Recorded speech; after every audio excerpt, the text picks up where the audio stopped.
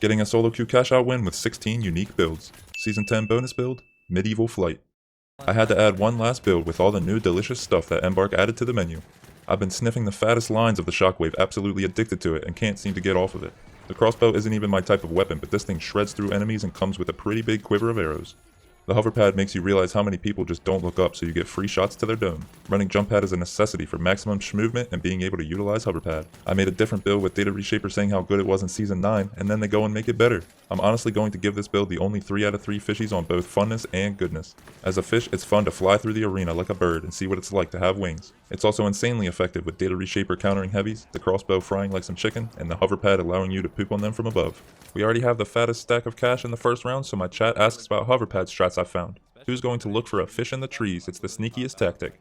The squad's 23 bomb handles business smoothly to send us through to the second round. When a team doesn't expect you to have high ground and you spawn it out of thin air, it's like catching them with their hand in the cookie jar. One is down, so I pull out the moves and shockwave over the head of this Easter bunny. I even give him a couple warning shots to tell him I'm here before taking his foot for good luck. Booped this light for getting all up in my personal bubble and had to show it has consequences. Now that I showed you how amazing shockwave is, we're back to being a bird.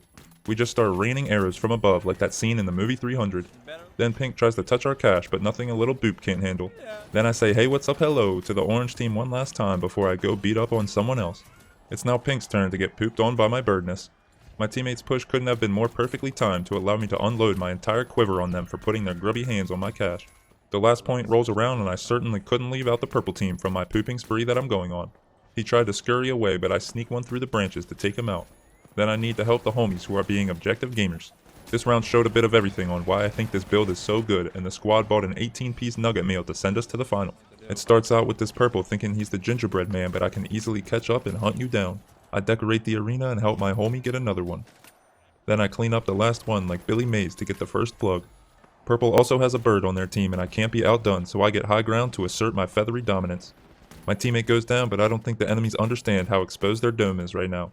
They're just looking like a bunch of flightless chickens that unfortunately are going to get fried up nice and crispy.